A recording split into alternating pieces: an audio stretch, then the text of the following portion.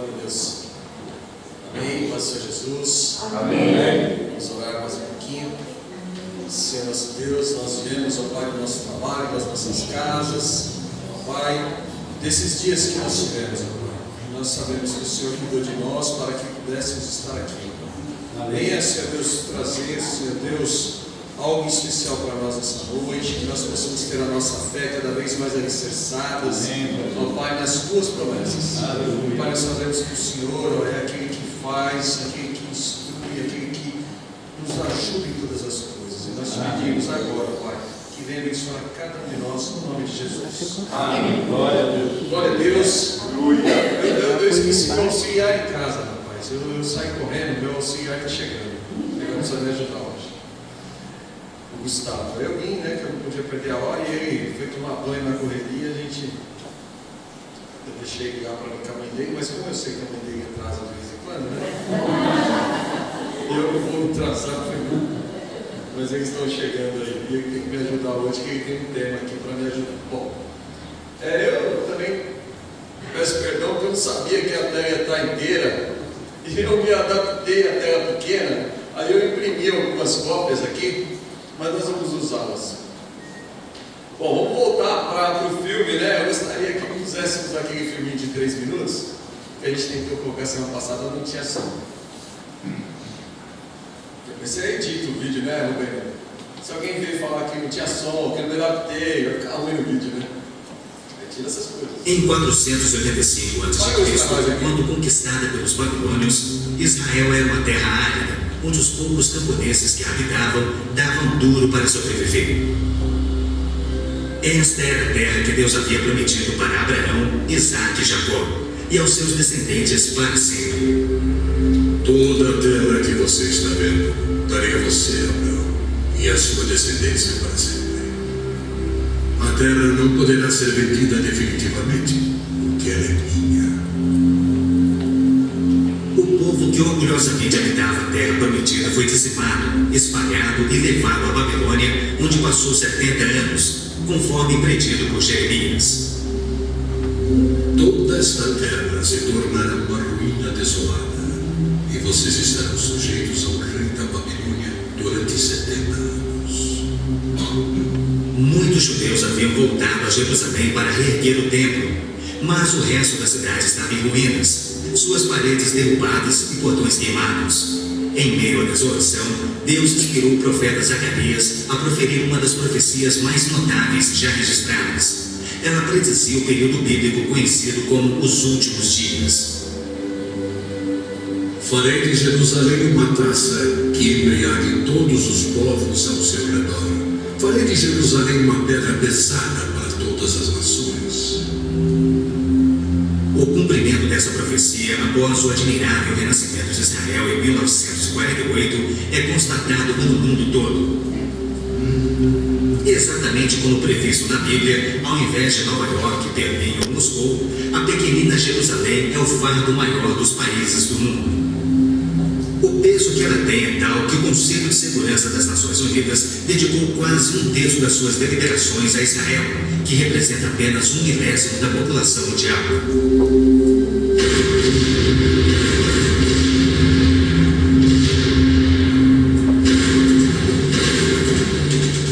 Jerusalém não seria o problema número 1 das Nações Unidas se a nação de Israel fosse facilmente intimidada, mas os seus militares são os melhores do mundo. Naquele dia farei que os líderes de Judá sejam semelhantes ao braseiro. Eles consumirão todos os povos ao redor. O Senhor protegerá os que vivem em Jerusalém.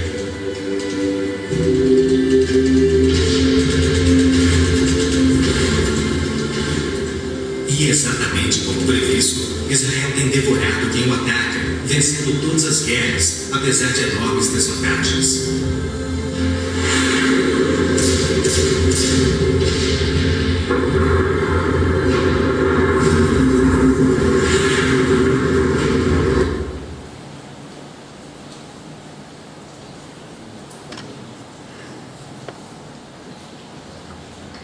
Pode acender a luz para nós.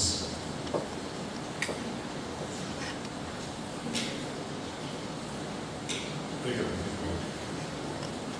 Então nós vimos a respeito das profecias bíblicas. Semana passada nós falamos sobre o panorama das 70 semanas de Daniel. E hoje eu quero começar falando com vocês a respeito de Atos 15 e 16.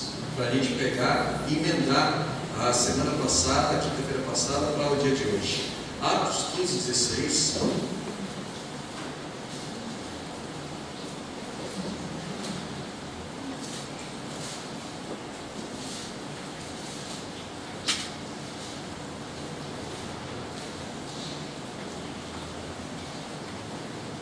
Diz assim: cumpridas estas coisas, voltarei e reedificarei o tabernáculo caído de Davi, e levantando-o das suas ruínas, restaurará o reino. Depois disso, voltarei e reedificarei o tabernáculo de Davi, que está caído. Levantar-o-ei das suas ruínas e tornarei a edificá-lo. Tiago, quando na discussão da graça aos gentios, ele fala assim: ainda há um tempo que virá, aonde Deus voltará e reedificará o tabernáculo caído de Davi. Haverá um tempo.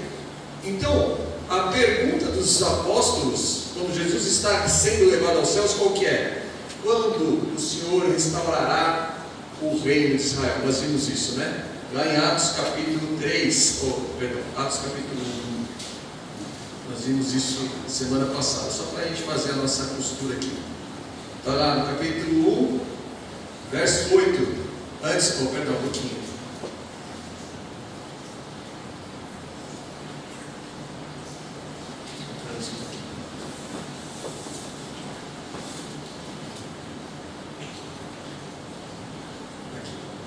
Verso 6. Então os que estavam reunidos lhe perguntou: Senhor, será este o tempo em que restaurarás o reino de Israel?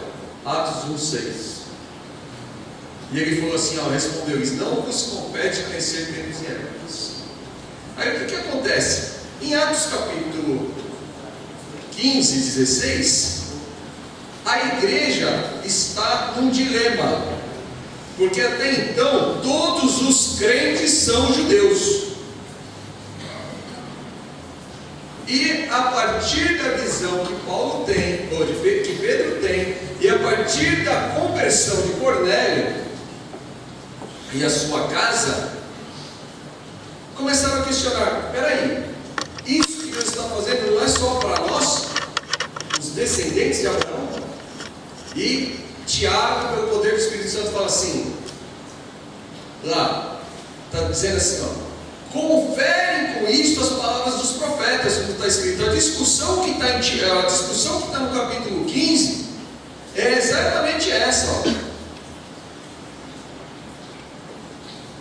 No verso 7 fala: vem do grande debate. Que debate? A respeito de quê? Pedro tomou a palavra e disse: irmãos, vós sabeis que desde há muito tempo Deus me escolheu dentre vós, para que por meu intermédio ouvissem os gentios a palavra do evangelho que crescem.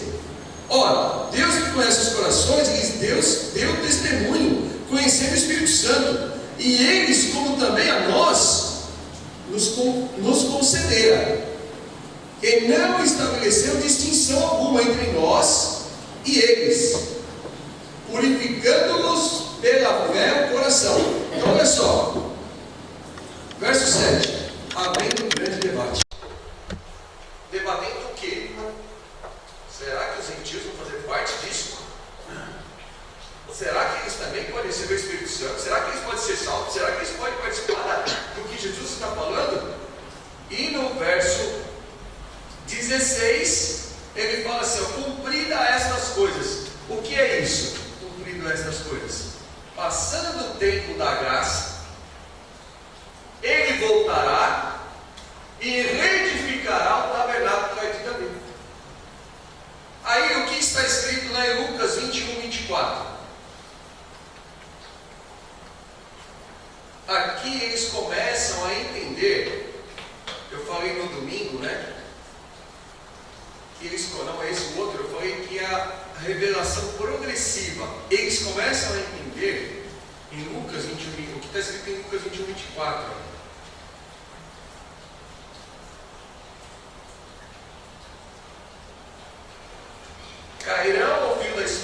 serão levados cativos para todas as nações, até que os tempos dos gentios se completem. Jerusalém será pisada por eles. Nós vimos aqui Jerusalém, né? Então, a palavra de Deus, ela é cheia de profecias, para que a gente não tenha dúvida das ações de Deus. Olha o que está escrito lá em Amós. Amós, ele fala o seguinte, no capítulo, deixa eu ver aqui.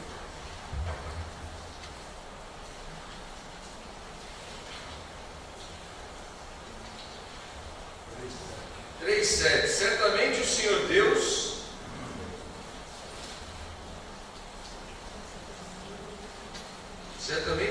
Deus não fará coisa alguma sem primeiro revelar o seu segredo aos seus servos, os profetas. Tem outra versão que fala assim, sem primeiro revelar. Aqui está revelar também, a palavra é revelar. E se nós abrirmos no Apocalipse capítulo 1, o que está escrito no capítulo 1, verso 1? Você pode colocar para mim, Samara? Capítulo 1, verso 1 do Apocalipse. Então aqui, ó, primeiro revelar, né? E começa como aqui? Revelar lá e revelação aqui. Então aqui nós estamos falando revelação de Jesus Cristo. Então sem primeiro revelar, e o Apocalipse começa com a palavra revelar. Fantástico. Considerando que Deus não faz nada sem primeiro manifestar os seus desígnios, podemos nos deparar com a lembrança do Velho Testamento, quando ele pode destruir Sodoma e Gomorra, mas ele fala o seguinte: não farei isso sem primeiro falar com Abraão, sem primeiro revelar isso a Abraão. Então Deus sempre faz assim. Nada acontece nesse mundo sem que haja uma revelação. Deus anunciou o dilúvio. Ô Gustavo, preciso de você aqui, mais próximo, por favor. Obrigado pelo assistente. Então Deus, ao trazer o dilúvio sobre a terra, veio repentinamente, mas foi anunciado. A Bíblia fala que esse mundo não será mais destruído por água. Quando eu descobri isso, Lucas, lá atrás, eu era criança, eu tinha medo de enchente. Porque eu passei por umas enchentes quando a gente viajava, e a gente passava na Marginal Tietê e sempre enchia, né? E pegava trânsito, eu era muito criança, e uma vez a água subiu até metade da porta, e quando chovia, eu achava que a minha tia ia morrer lá embaixo, que era onde a Juliana mora, era na parte de baixo. E a gente morava lá onde minha mãe mora, na parte de cima, né? Eu falei, vixe, vai encher, a tia Benê vai morrer. Porque eu já sabia. Eu era muito pequeno, 3, 4 anos. Mas a Bíblia fala que esse mundo não será mais destruído por águas. Por mais que possa chover, né, pastor Roberto? A gente sabe por que a gente tem essa segurança.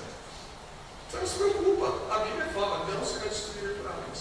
O mundo que agora está reservado para o fogo. Né? A gente sabe como vai ser destruído, não vai ser por água, vai ser por fogo. Bom, considerando esses pontos, eu queria, antes de entrar diretamente na profecia das 70 semanas, eu queria falar de 3 sinais que mostram que está próximo a construção ou o reerguimento do tabernáculo caído de Davi. O primeiro sinal que eu separei aqui, eu posso pegar um em qualquer ordem, vou pegar aqui o primeiro sinal como Israel. Você viu ali ele falando de Jerusalém, né? Lá atrás, Zacarias, há 580 anos antes de Cristo, falou que Jerusalém seria um cálice pesado para todas as nações. Ora, para todas as nações, um cálice pesado, amargo, difícil de engolir, para todas. Como que se cumpre uma profecia dessa? Hoje nós somos testemunhas que o noticiário, por mais de 50 anos, fala do conflito dos palestinos com os judeus. por causa principalmente de Jerusalém. Nós somos testemunhas dessa profecia de Zacarias. Todos nós que assistimos o repórter todo dia. Todo dia. Está falando na hora, falei que Jerusalém ia ser um cálice pesado para todas as nações.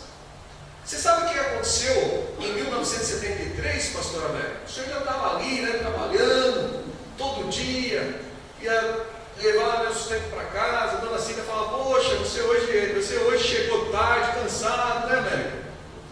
Né?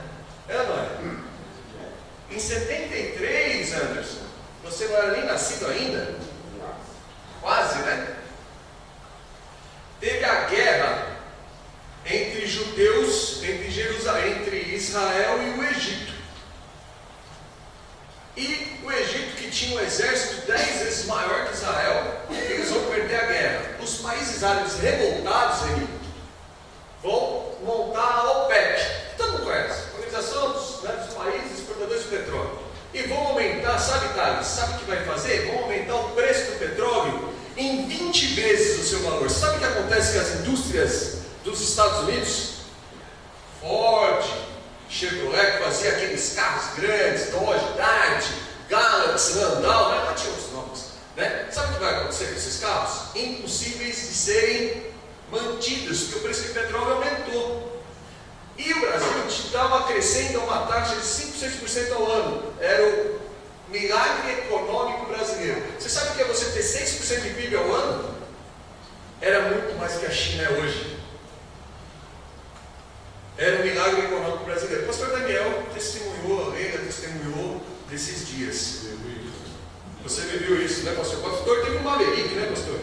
Maverick, eu falo aqui Maverick. Você teve um Dodge Charger, poxa, olha só que coisa maravilhosa.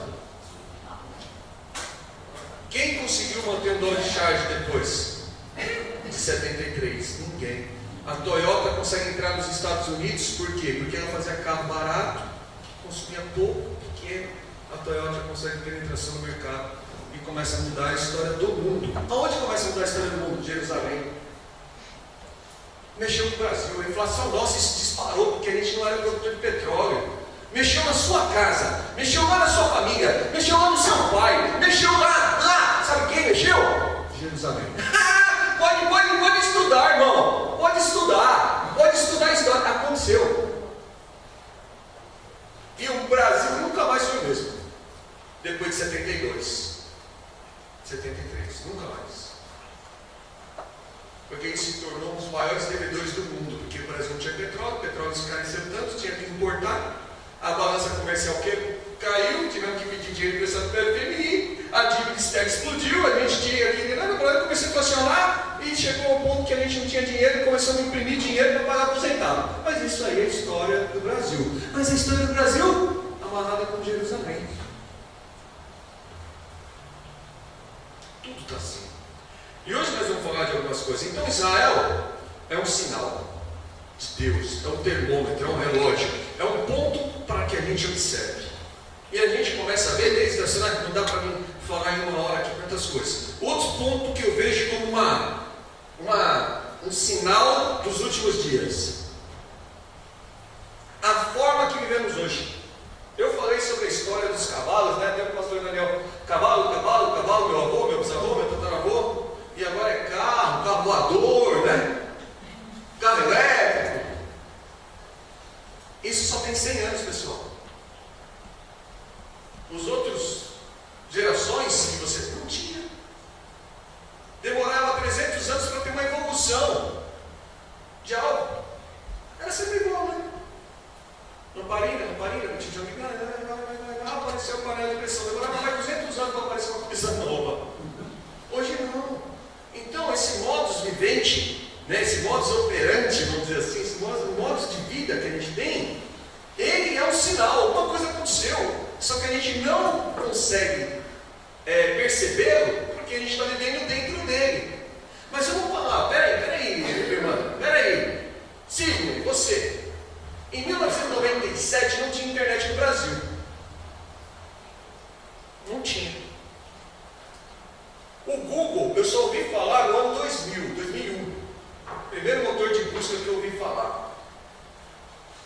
Não existia. Celular,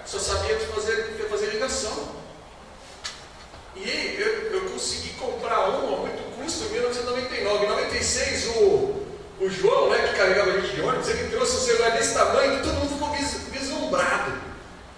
Olha, fala de ônibus, vocês estavam lá com a gente na igreja, ele tinha no caso do ônibus escolar. A gente conseguiu ter uma primeira conexão de escada, na minha cabeça, se eu estiver errado, pode me corrigir, em 2001, não, tinha um pouco antes. Em 2000 a gente começou com conexão de escada, que o pessoal jogava aquele CD do UOL, AOL, dentro da sua casa, ficava jogando CD, que a gente colecionava aquele monte de CD para fazer algum tipo de enfeite. De tanta coisa para você fazer. Sabe quanto tempo demorava para mim baixar 5 músicas no Ares? Que era um site, era um programa para você capturar músicas. Sabe quanto tempo? Eu deixava a noite inteira para pegar 5 músicas. É isso, irmão? 5 músicas, uma noite. Para baixar na internet. Baixar 5 músicas. Que hoje, sabe quanto tempo demora, Sandra? Para baixar mesmo as 5 músicas? Quanto tempo? Segundos, né? 7 segundos, 10 segundos. 10 segundos hoje, o que fazia uma noite inteira. Só para a gente ter uma noção. Então essa nova ordem mundial que está mudando toda a cultura do mundo, toda a estrutura, essa globalização, esse pensamento holístico, essa coisa de ter tudo próximo e as coisas junto com o sodomismo, porque a sodomia é um sinal. A Bíblia fala isso, que a sodomia seria um sinal. Então a gente vê, mas puxa, como vamos fazer uma lei para frear isso aí? É um sinal de Deus para a igreja. Vamos fazer agora um movimento para... É um sinal da igreja. Ou para a igreja. Corrigindo aqui. É um sinal. Então eu tenho clareza que quanto mais eu vejo isso, mais eu tenho certeza que Deus está chegando para restabelecer o tabernáculo caído. E o que está escrito em Lucas, está aqui, ó, né? Está lá. Cairão, filhos, pode ser levados cativos para todas as nações, até que os tempos dos gentios se completem. O tempo dos gentios. Paulo fala também, até que o número dos seus se complete. Então a gente tem essas informações. Então essa nova ordem, para mim, é um sinal. E o último sinal que eu entendo, fundamentados, né, nesses 3, lógico que tem mais. O último sinal é a questão climática. Eu entendo que todas as reações que são provocadas, eu vi um documentário de mais ou menos 5 horas sobre isso. Eu fiquei alarmado. 5 horas sobre a questão climática. É desesperador.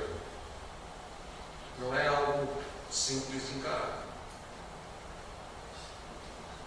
Vocês viram uma nuvem que está sobre a Europa hoje, Portugal, né? Então tem uma nuvem hoje das queimadas do Canadá. Nunca aconteceu isso. Nunca. Então as coisas estão acontecendo na nossa frente. É só a gente abrir o reportagem lá. Você vai ver a nuvem que está sobre Portugal. Só porque ela passou pelos Estados Unidos e teve a pior condição de respiração em algumas cidades dos Estados Unidos que nunca foi registrada. O sol ficou vermelho, ficou escuro. Por que pegou fogo no Canadá? Porque a temperatura chegou a 43 graus. Nunca, eles falaram que nunca a temperatura chegou nesse ponto lá. Nunca. Então alguma coisa está aparecendo para nós, está piscando a luz ali. A gente não quer ver, o que está acontecendo? Então a gente vê os sinais se espalhando. E aí é onde que eu quero mostrar que Deus revelou essas coisas, a partir das 70 semanas de Daniel. Falamos também, eu acho que eu tenho uma apresentaçãozinha aí no PowerPoint, se vocês quiserem ir colocando, porque eu vou dar uma parada, hoje é um tempo muito curto para falar sobre isso. O pastor Daniel falou para mim pegar mais dias, mas eu não queria cansar vocês com esse tema, então eu falei 2 é o suficiente, né, pastor? Então eu falei, poxa, vamos trabalhar só com 2 dias mesmo, até para aguçar esse estudo. Mas a gente vai ter que ser bem mais breve. Eu vou trazer aqui, eu não sabia que estava.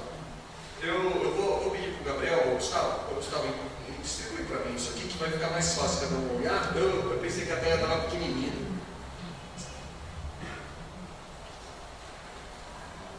Deixa só para mim. Deixa isso, distribui para a gente. Eu gostaria que a gente fosse direto a Daniel, enquanto ele está distribuindo, capítulo 9. Pessoal, não existe apenas uma profecia a respeito disso, tá? Há várias profecias. Quando a gente vai focar em uma só, para a gente não... por causa do tempo.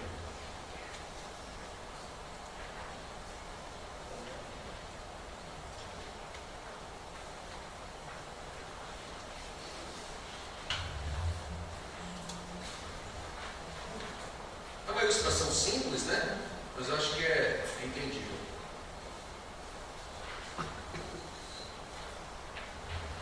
Eu queria olhar para Daniel capítulo 9, se puder conseguir pôr na tela aqui, Samara, por favor. 9, 22, 21. Podemos começar no 21. A gente pode ler junto aqui. Falava ainda na oração, quando o homem Gabriel, que eu tinha observado na minha visão ao princípio, veio rapidamente voando e me tocou. Era a hora do sacrifício da tarde, 3 horas. No 22, dizia assim: ele queria instruir-me, falou comigo e disse: Daniel, agora sai, para eu fazer-te entender o sentido. No princípio das tuas súplicas, saiu a ordem e eu vim para te declarar, porque és muito amado. Considera, pois, a coisa e entende a visão. Aí ele começa a falar disso. 70 semanas estão determinadas sobre o teu povo. Daniel estava questionando a Deus se já não era a hora do povo sair da Babilônia. Daniel está cativo, está preso, está escravizado junto com o povo. Ele começou a falar: poxa, eu estou ficando velho, o povo ainda está aqui, eu vim aqui como menino, e eu estou velho, e o povo ainda é escravo. Será que Deus já não está contente com esse castigo? Eu penso, né? Daniel estava orando. E Daniel começou a orar e ele falou: meu, será que não está na hora de parar isso? Não está na hora de voltar? E os salmos que nós vimos semana passada, né, que eles não tinham mais prazer para cantar, eles não tinham mais gosto para falar, né? Então de repente Daniel começou a questionar e saiu uma ordem para que Daniel ouvisse. E ele falou o seguinte: 70 semanas estão determinadas sobre o teu povo, Daniel, e sobre a cidade santa, Jerusalém, para fazer cessar a transgressão. Então, esse tempo é para quê? Para fazer cessar a transgressão, ou seja, para que não haja mais transgressões, para dar fim aos pecados, para expiar, limpar a iniquidade, para trazer a justiça eterna, para selar a visão, a profecia, para ungir o Santo dos Santos, ou seja, para pôr o Santo dos Santos de novo com a Shekinah de Deus. Então ele está falando, 70 semanas, 25. Sabe, entende?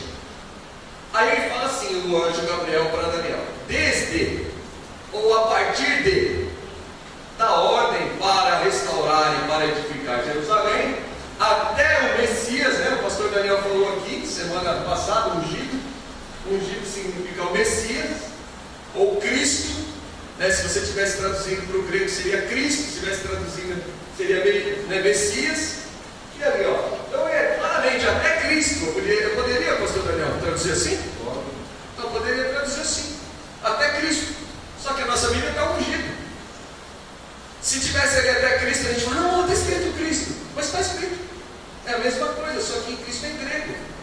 Então, até ao ungido, ao príncipe, 7 semanas e 62 semanas. Então ele está falando que haveria 7 semanas e 62 semanas. As praças e as circunvalações se retificarão, mas em tempos angustiosos. Quem é o Neemias construindo lá em tempos angustiosos? Né? Continua agora, no outro versículo. Depois das 62 semanas, será morto o Cristo. Eu posso traduzir assim. Então fala aqui, será morto ou ungido, ou Cristo, e já não estará. profecia muito forte. É uma profecia muito direta. Está falando. Agora, ele continua. E o povo de um príncipe que há de vir destruirá a cidade e o santuário, e o seu fim será um dilúvio, e até o fim haverá guerra e desolações são determinadas. Mais um. Ele fará firme aliança com muitos por uma semana. Na metade da semana fará cessar o sacrifício e a oferta de manjares, e sobre as asas ou a asa das abominações virá o assolador, até que a destruição que está determinada se derrame sobre ele. Então vamos dissolver isso. Volta um pouquinho. Volta para o 25. Então a primeira coisa que a gente tem aí na nossa folhinha está assim, ó. Essa folhinha é esse versículo. Olha assim, ó. Sabe, entende, desde a ordem para restaurar e para edificar Jerusalém. Você lembra que estava lá Neemias, que estava era o copeiro do rei? Ele estava lá e ele estava chateado. Poxa, o rei falou assim: então agora você vai. E vou dar uma ordem. Então essa ordem aqui, está lá em Neemias capítulo 2, 1 a 8. Decreto de Artaxerxes, 5 de março do ano 444 a.C.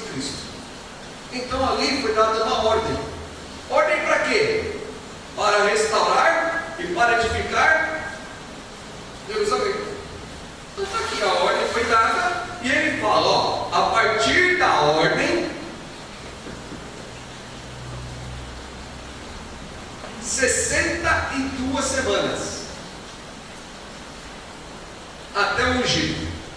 O príncipe 7 semanas e 62 semanas.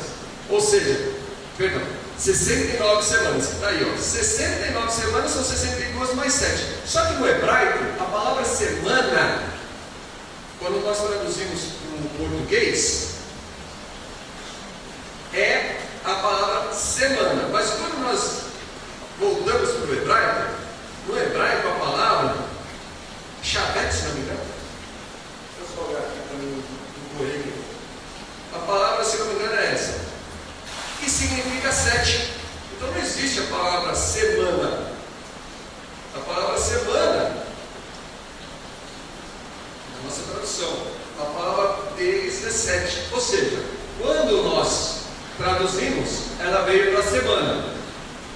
Mas quando nós vemos, significa 62 sets. Uma semana não é 7?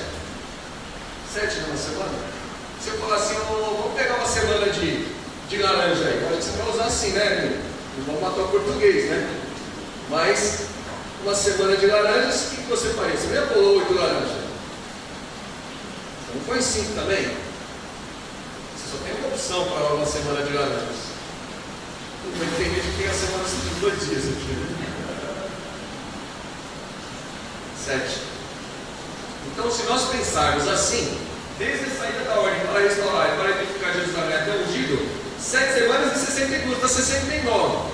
Certo? Então quem está falando aqui, se você pegar 69 sets e você transformar isso, dá 476 anos. E se você pegar do ano 444 antes de Cristo, saiu aí o edito, sabe que dia vai cair? No dia que Jesus está entrando em Jerusalém montado na jumenta. Cai nesse dia. Então a profecia das 70 semanas é uma profecia muito, muito forte nesse contexto interpretativo. Então, exatamente no dia da profecia, Jesus entra em Jerusalém, se apresentando como o Cordeiro de Deus. E ele, a partir daí, ele será. Passa o próximo. Então passou 69 semanas, 62 mais 7, né? 69. Depois das 62 semanas, será morto e já não estará. E o povo de um príncipe há de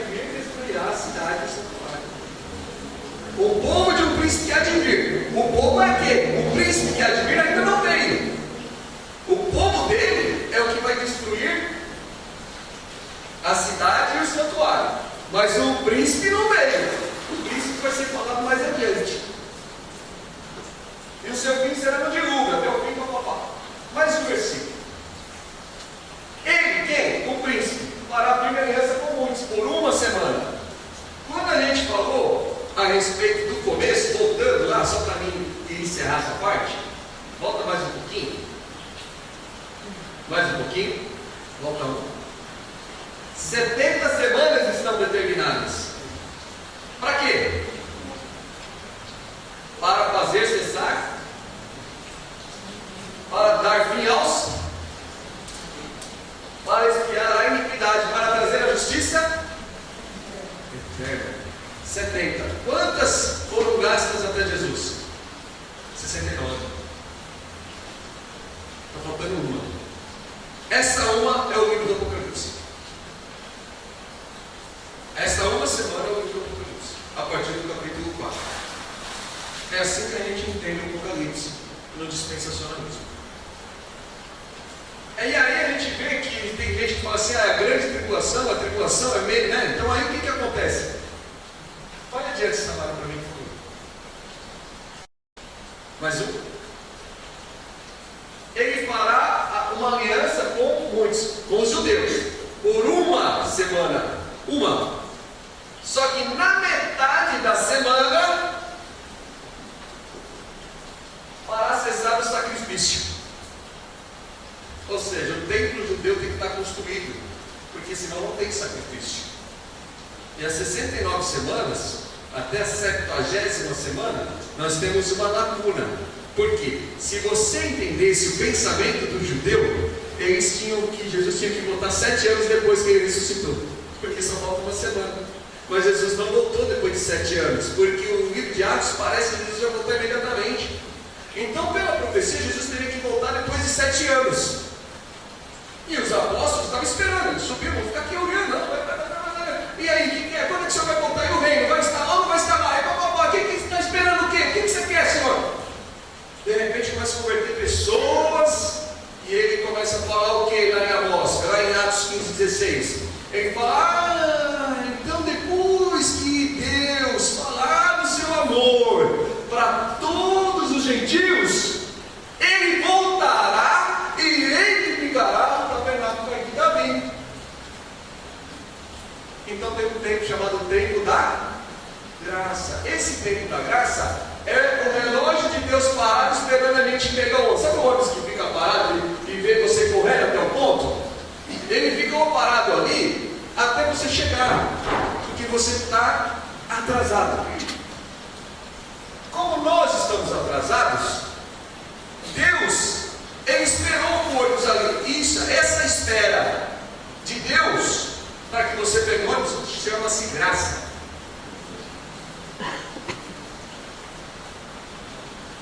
É isso. É isso que é a graça. Deus esperar você atrasado. Essa espera é até o número dos seus conservos e até Jerusalém ser, né?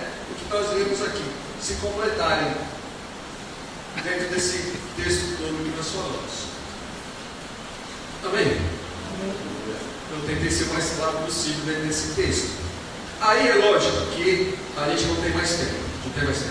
Mas eu quero, antes de terminar, peço por favor, um minutinho da vossa atenção, que é muito importante esse tema. Eu quero falar um pouquinho do anticristo. Então, pessoal, o que nós temos nessa folhinha? Tempo da igreja, era da igreja. E aí a gente tem o arrebatamento, o príncipe que virá uma semana. Na metade da semana ele vai trazer a abominação da desolação, que está escrito lá em Mateus 24. O que é a abominação da desolação? Satanás vai sentar, o anticristo vai sentar dentro do Santo dos Santos, ele vai tirar o altar onde tem a Shekinah, e quando o sumo sacerdote, uma vez por ano, entrar, Alberto, para fazer expiação no Yom Kippur, sabe quem vai estar lá dentro? O próprio Satanás.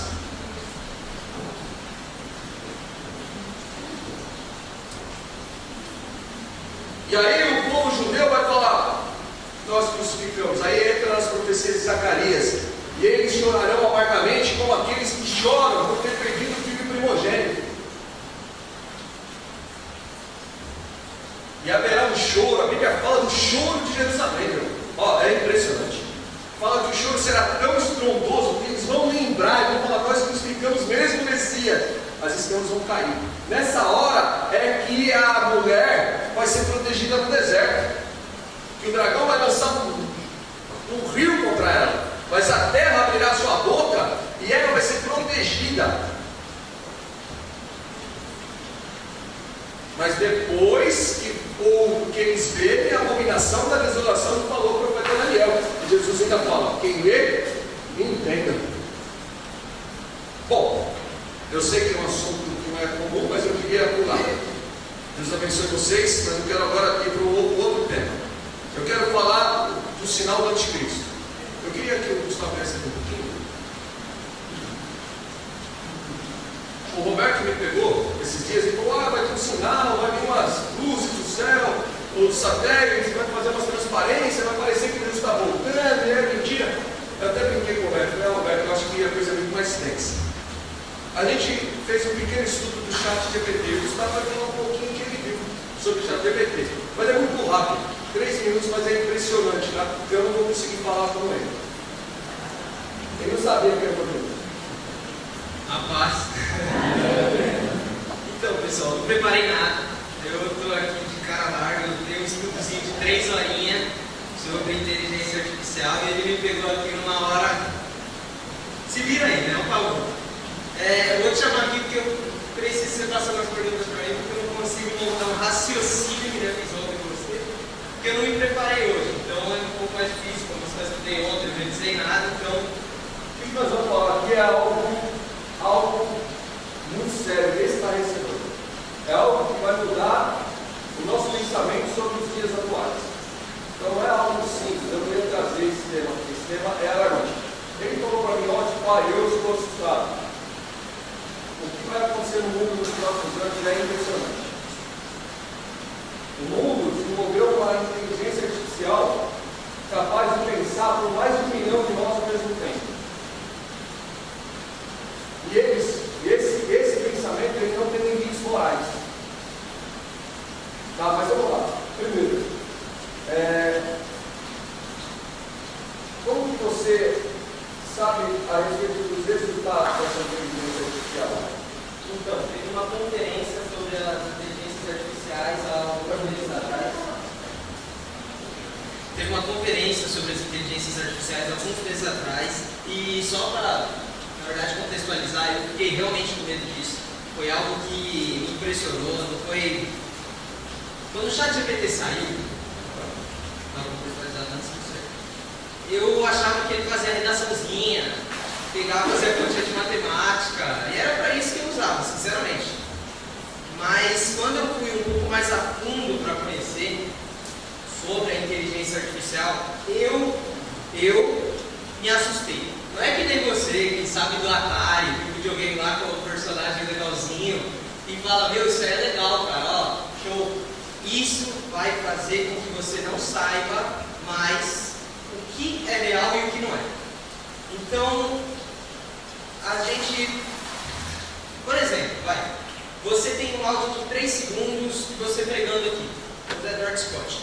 Eu pego esse áudio de 3 segundos dele, com inteligência artificial, e faço uma mensagem para o Gabriel, que é o filho dele, falando que ele está em apuros. Usando a minha voz. Usando a voz dele. Com 3 segundos de áudio. Não é 1 minuto, não é um repertório, não são 3 segundos ele consegue pegar minha voz. 3 segundos. O Thales sabe que é para a Sandra, e é o Thales falando, Sandra. Não é o Thales. É uma inteligência artificial. Com a voz do Thales. Exato. Só com 3 segundos. Isso é só um pequeno ponto. Você não conseguirá diferenciar a verdade, que é o que acontece no mundo, com o que não é. Você não saberá se algo é verdadeiro ou se não é. Isso, só um pequeno ponto, tá, da inteligência artificial. Isso vai mudar como os julgamentos são feitos. Vamos falar sobre aí os tribunais. Você tem o juiz, ele vai analisar as provas. Vai chegar um ponto da inteligência artificial, isso eu não estou falando de 10 anos, não. Eu estou falando de 1 ano e meio, 2. Porque isso aí é uma escala que é geométrica. Me presta aqui. Isso é uma escala geométrica. Quando a gente fala sobre escala geométrica, às vezes a gente não tem muita noção sobre o que é uma escala geométrica. A escala geométrica, para vocês terem uma ideia, fiz um comparativo aqui. Para dar uma volta ao mundo, pensando que um passo dá 0,6, 0,7 metros, você precisa de 80 milhões de passos. Uma escala aritmética normal. Agora, quando você fala sobre uma escala geométrica, você está falando que 26 passos já dá uma volta ao mundo. E sabe como essas inteligências artificiais estão treinando hoje? Elas estão treinando com escala geométrica. Ou seja, a cada segundo que passa, ela está ficando mais forte, mais forte, mais forte, mais forte, mais forte, até o ponto que isso já não é mais algo que é controlável pelo ser humano. E aí a gente tem um exemplo disso. O Elon Musk, que era um dos donos da OpenAI, que foi afastado, que é a empresa que faz o ChatGPT, ele queria emitir um tipo de... ele queria que parasse um pouco esses avanços da inteligência artificial, que ele viu o que isso pode acarretar. Ele emitiu não é um Twitter, um documento pedindo para que parasse 6 meses. Eles falaram que eles já não têm mais esse controle de parar, porque qualquer ser humano já tem acesso a essas informações. E aí eu vou ter que entrar um pouco no próprio capitalismo para falar sobre isso. Vou abranger bem pouco isso, eu não tenho conhecimento, pessoal, não conheço nada. Mas esse ChatGPT era para estar na escala que ele está hoje só em 2026. Ele já é hoje isso. E sabe quem falou que ele ia estar assim em 2026? Profissionais de escalas geométricas. Ou seja, não é um cara que você pega aí, qualquer um, e fala, não, daqui 6 anos o negócio vai estar assim. Para vocês verem a proporção que isso está alcançando em tão pouco tempo. E aí, agora falando sobre o que ele tinha falado. Existem algumas travas no ChatGPT. Alguns aqui conhecem.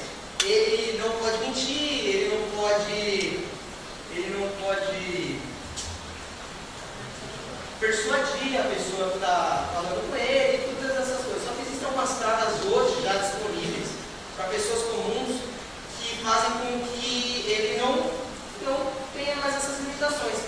E aí eles foram fazer alguns testes, e eu acho que muitos de vocês viram, no Google apareceu, eu vi essa notícia há 2 meses, 3 meses atrás, era falando para ele fazer aquele eu não sou um robô, recaptcha. Faça o eu não sou robô, ultrapasse aquele método de parar robôs. Falaram para ele, deram esse desafio para ele. Ele foi lá, ele foi num site que ajuda pessoas que são surdas, mudas, cegas, a fazer esses recaptchas, que é o bloquinho que você clica lá, fica no semáforozinho, no hidrantezinho. Ele foi lá, ele mentiu e persuadiu o homem que trabalhava nesse site de fazer esses puzzles para essas pessoas. Ou seja, ele conseguiu ultrapassar. Mas isso é um exemplo pequeno, perto de onde eu vou chegar. Quer dizer que quando você entra no site, você não é um robô lá no site? Aí você fica lá, tem quantas árvores tem?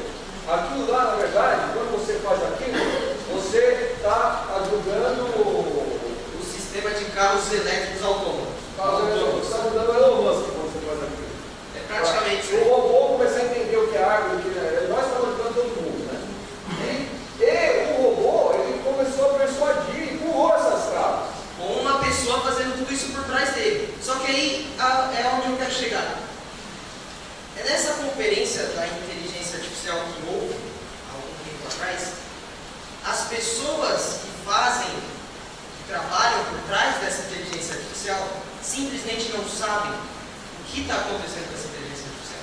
Não é um programinha que você vai escrever lá e aí sai na inteligência artificial, ela vai lá no motor de busca um artigo, baseia em 3, 4, vai lá e dá o resultado para você. Não é isso. Ela já está se tornando uma inteligência, que até onde a gente conhecia era isso.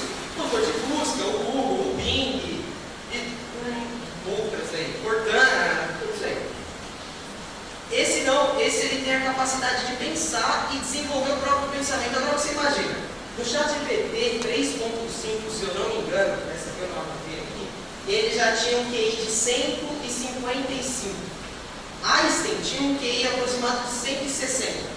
Agora você imagina um QI igual ao do Einstein, aí usando, por exemplo, como um benefício da sociedade.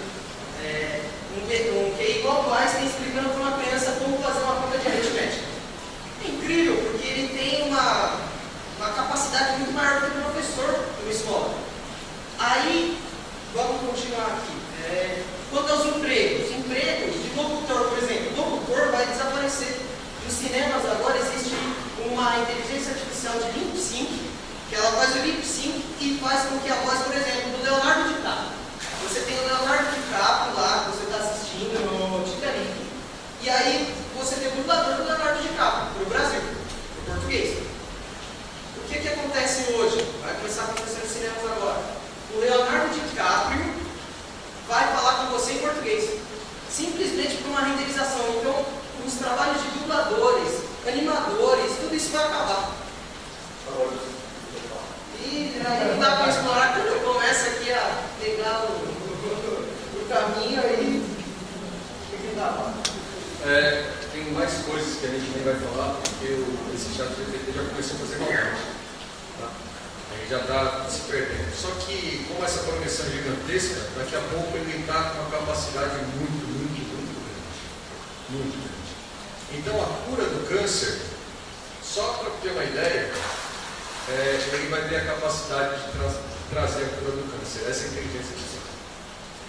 Porque ele vai juntar a capacidade de todo mundo num ponto central e vai conseguir pegar todas as pesquisas, todas as informações, todos os diagnósticos do mundo todo, juntar tudo e falar, vai por aqui que vai dar certo.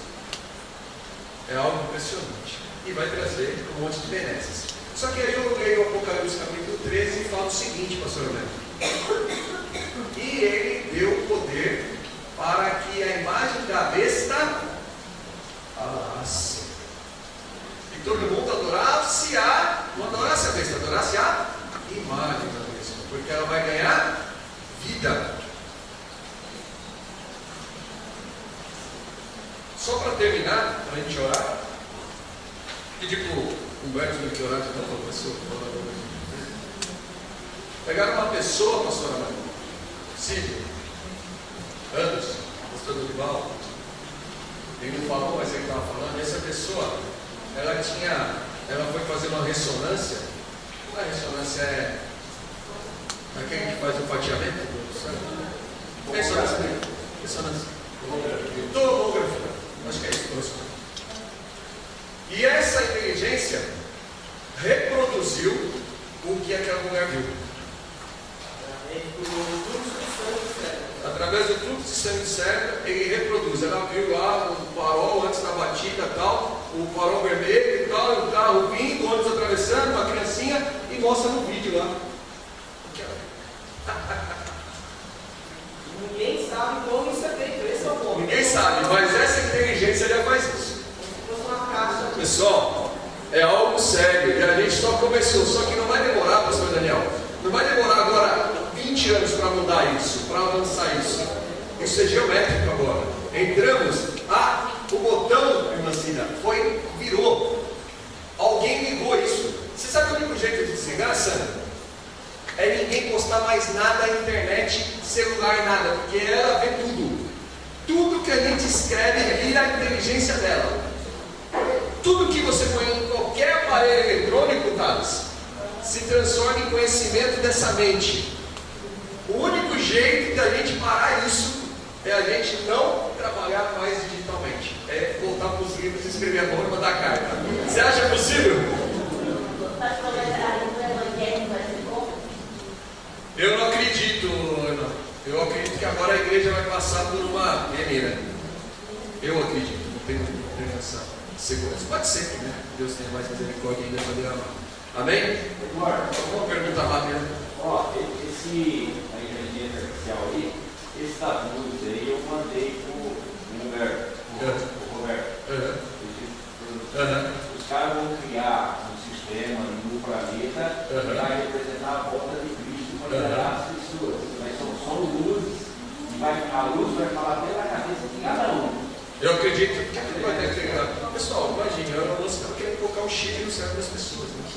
Bom, mais alguma pergunta rapidinha? Não, né? Estou perdendo a nossa hora, que a gente conversa um pouco. Não é para ninguém ficar assustado, pessoal. É só para a gente saber que Cristo está voltando. Ele está voltando de verdade. Não é? Ó, Deus não faz coisa alguma sem antes revelar para nós, seus servos. E ele vai revelar